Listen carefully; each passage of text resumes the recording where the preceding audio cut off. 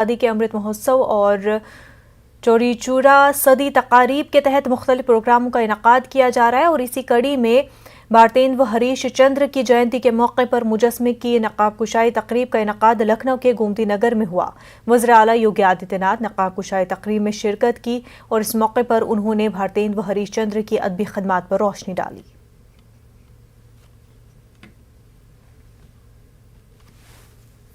उनकी कृतियों के माध्यम से बहुत स्पष्ट हो जाता है और मुझे लगता है कि जिस प्रकार से प्रहार उन्होंने किया एक एक उसके माध्यम से पैदे की हिंसा हिंसा न होती।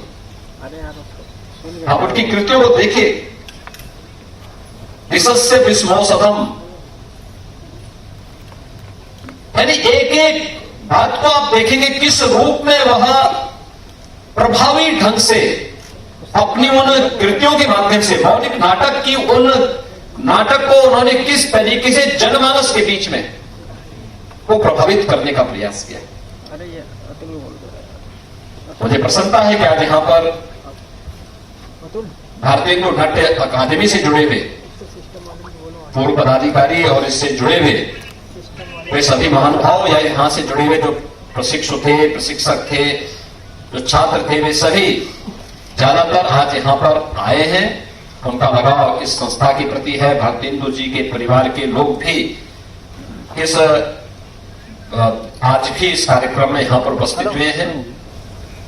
पहला इंप्रेशन लोगों के मन में होना चाहिए, इस भाव के साथ होना चाहिए, ये दिखाने के लिए उनकी यहां पर एक आदमकद दिव्य प्रतिमा की स्थापना हो और अकादमी ने भी और विभाग ने भी इसमें सकारात्मक रुख अपनाया। स्वाभाविक रूप से उस महापुरुष के प्रति इस शासन की ओर से, उत्तर प्रदेश वासियों की ओर से, या इस विधा के उत्तर प्रदेश के कलाकारों की ओर से, हिंदी के प्रति देश और दुनिया में अनुराग रखने वाले लोगों की ओर से विनम्र श्रद्धांजलि है। दूसरा, अमृत महोत्सव का कार्यक्रम कैसे मनाया जाना चाहिए। देश आजादी का अमृत महोत्सव मना रहा है। 75 वर्ष इस देश की आजादी के अगले वर्ष होंगे। हमने उसमें प्रवेश कर दिया है। एक चैनल बंद कर रहा हूँ। चौरी चौरा की घटना भी एक चैनल बंद कर रहा हूँ। 4 फरवरी 1922 को घटित हुई थी। उसका शताब्दी वर्ष चल रहा है। एक चैनल बंद किया, चैनल 2 हो जा रहा है। हम अपने देश की आजादी के लिए